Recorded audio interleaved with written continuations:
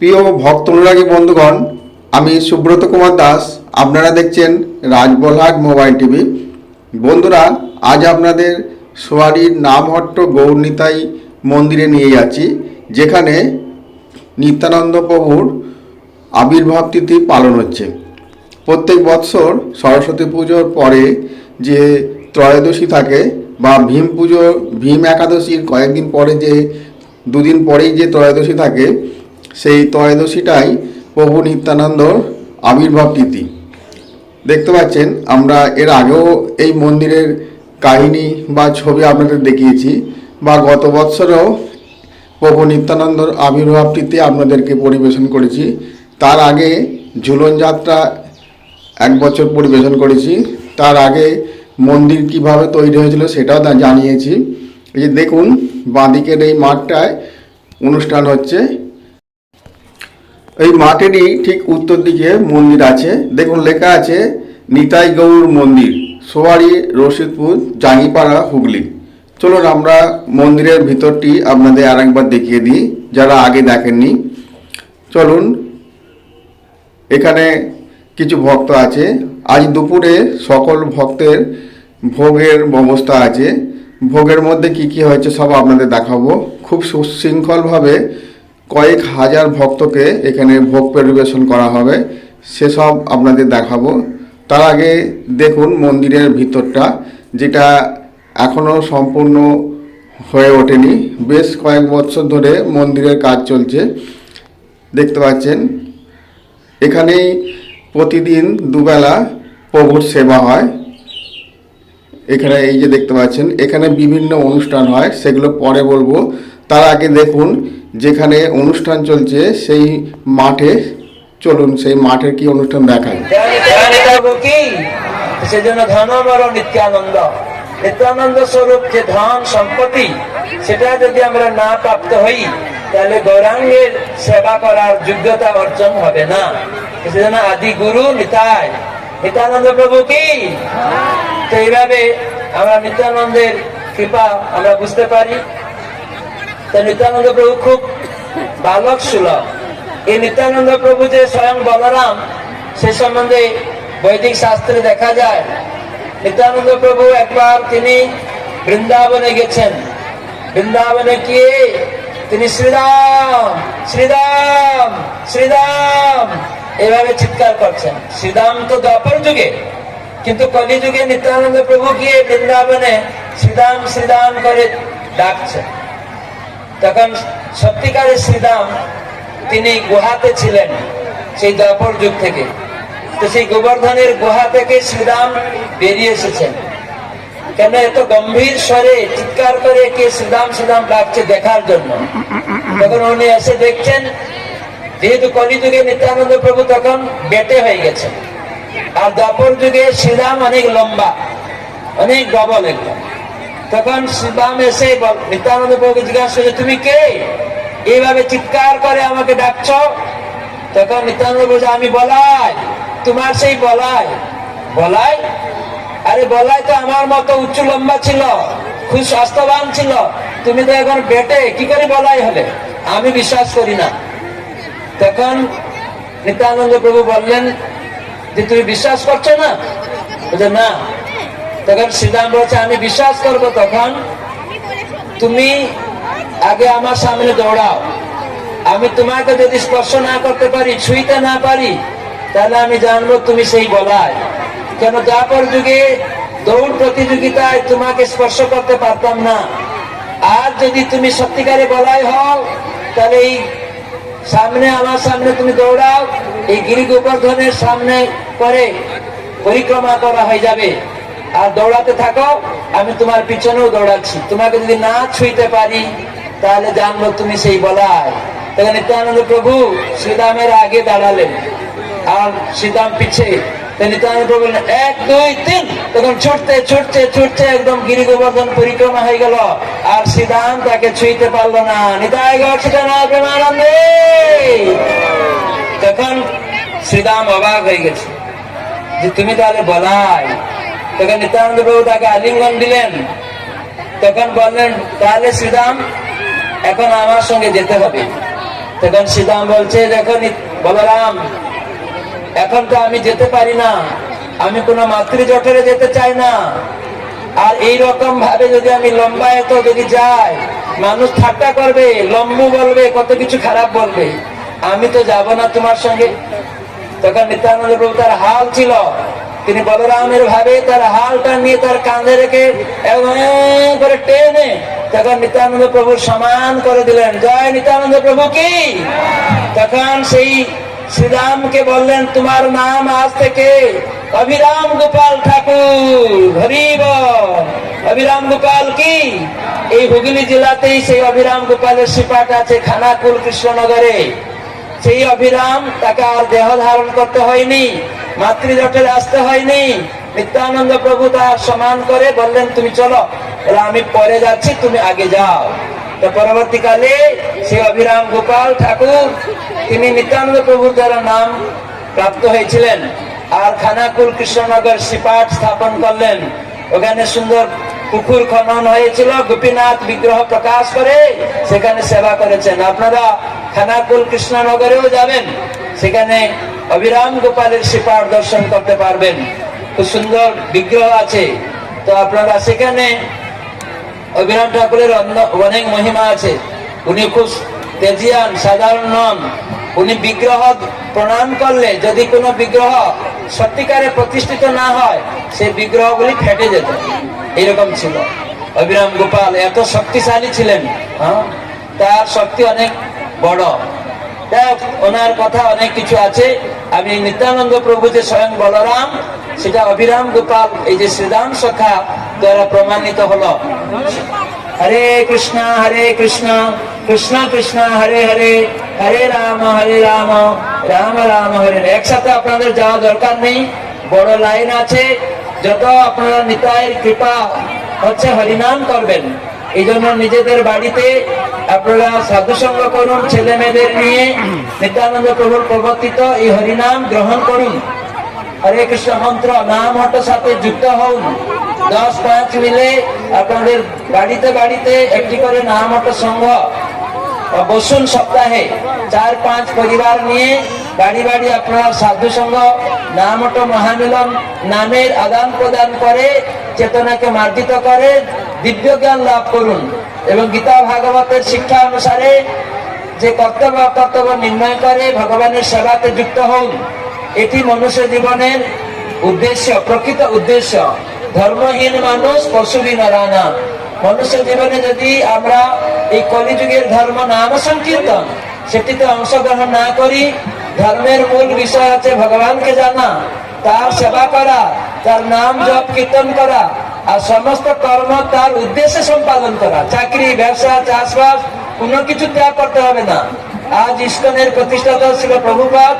দেখুন সারা বিশ্বের মানুষকে, হিন্দু, মুসলিম, খ্রিস্টান, ভারতীয়, আমেরিকান, পাকিস্তান, আফ্রিকা, যত দেশ, এখন 120টা দেশে এই নিতাই গৌর কথা প্রচার হচ্ছে। নিত্যানন্দ লীলা মানুষ জানে, তারা সারা বিশ্বের লোক এই নিত্যানন্দ ত্রয়োদশী উদযাপন করছে, নিত্যানন্দ প্রভুর মহিমা কীর্তন করছে, হরিনাম করছে। আমাদের নিত্যানন্দ প্রভুর বাড়ি একচক্রার বীরভূম জেলাতে, সেখানে 3 দিন ধরে নগর কীর্তন একচক্রা ধাম পরিক্রমা হচ্ছে।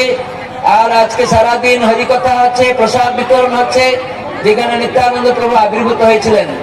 তিনি বাল্যকালেও রামলীলা, কৃষ্ণ লীলা, বিভিন্ন লীলা তিনি তার বাল্য বন্ধুদের নিয়ে করতেন। একদম অবিকল এরকম তিনি লীলা বিলাস করতেন। তখন সব গ্রামবাসীরাও আনন্দ লাভ করতেন। তো এইভাবে আমরা আজকে এখানে যতটুকু নিত্যানন্দ প্রভুর কয়েকটি কথা বললাম, লীলা, তার শিক্ষা। তো আপনারা প্রকৃত শিক্ষা হচ্ছে নাম গ্রহণ করা এবং ভগবত ভক্তিতে অংশগ্রহণ করে আমরা এই মনুষ্য জীবনকে সার্থক করা। সেজন্য নামহট্ট সংঘের সাথে আপনারা যুক্ত হবেন। এখানে একটা নামহট্ট সংঘ আছে, আবার এই পাড়াতে পাড়াতে আছে। এখানে অনেক জায়গা থেকে নামহট্ট ভক্তরা এসছেন, তারকেশ্বর ইত্যাদি অনেক জায়গা থেকে এখানে ভক্তবৃন্দ এসছেন, যোগদান করেছেন। তো আমি সবাইকে ধন্যবাদ দিচ্ছি। বিশেষ করে এই ইস্কন অনুমোদিত সুয়ারি হরে কৃষ্ণ নামহট্ট ভক্তবৃন্দ নিতাই গৌর মন্দিরের পক্ষ থেকে সবাইকে ধন্যবাদ এবং আমন্ত্রণ।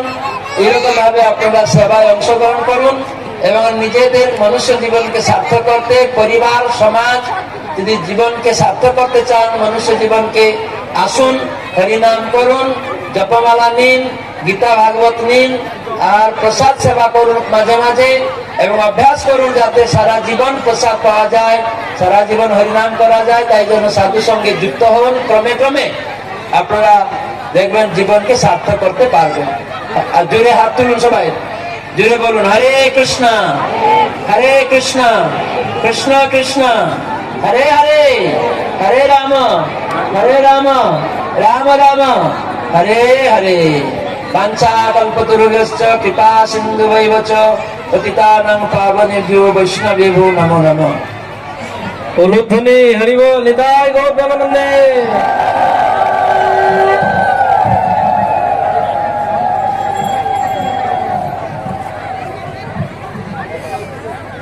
পতিত পাবন গৌর নিতাই কি, জগৎগুরু শিল প্রভুপাদ কি, নিতাই গৌর প্রেমানন্দে। উলুধ্বনি হরে কৃষ্ণ।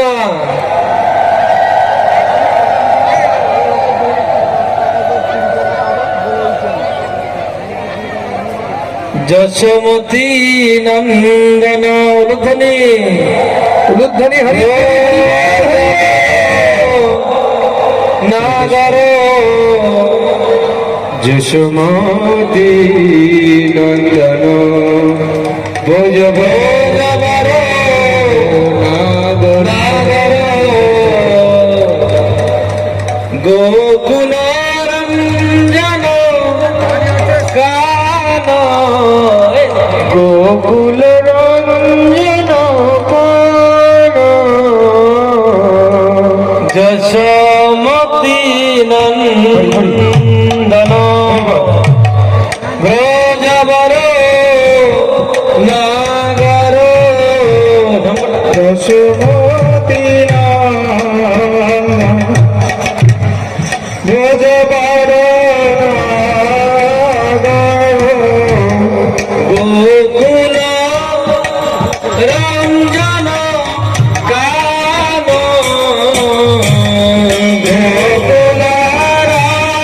রঞ্জন কান,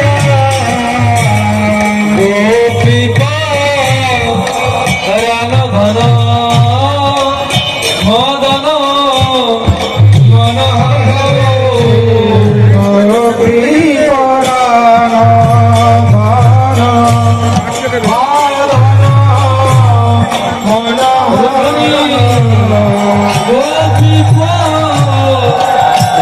ঘন মদন মনোহর।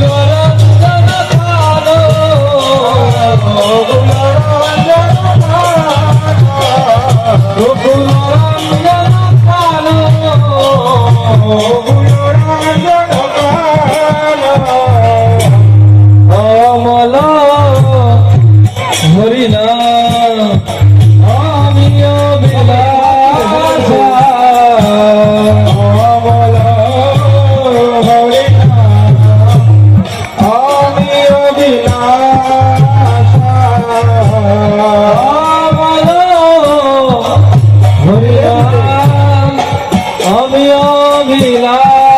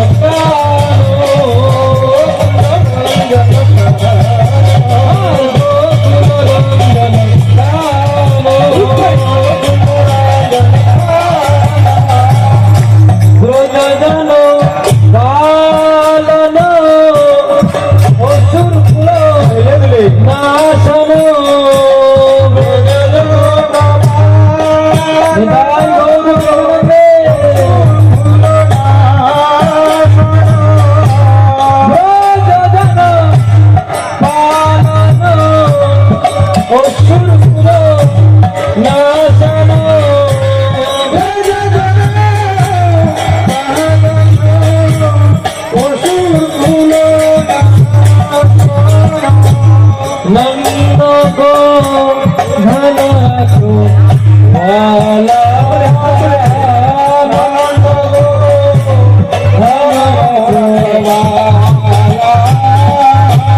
নন্দ গো নন্দ গো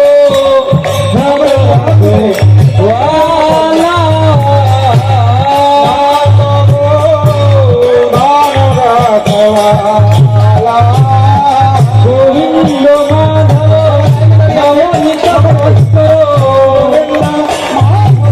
গোবিন্দ মাধব নবনীত ভক্ত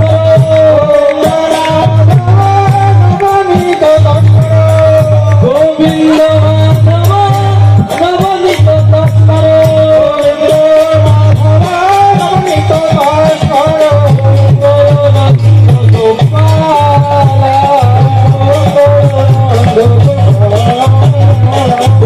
সুন্দর নন্দ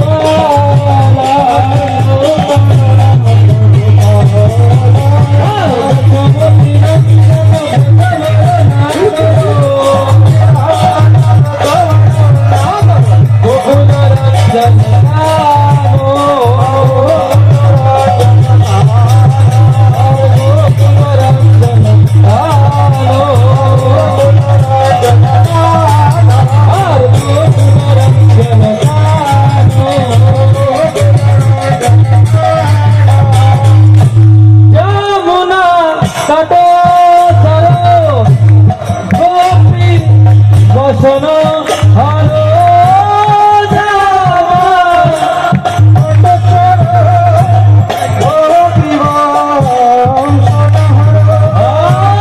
যমুনা তট সর গোপী বসন হর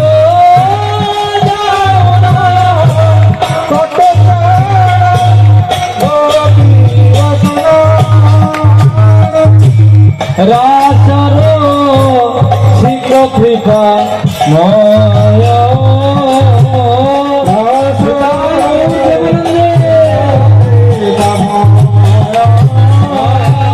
রাসর শীঘ্র কৃপা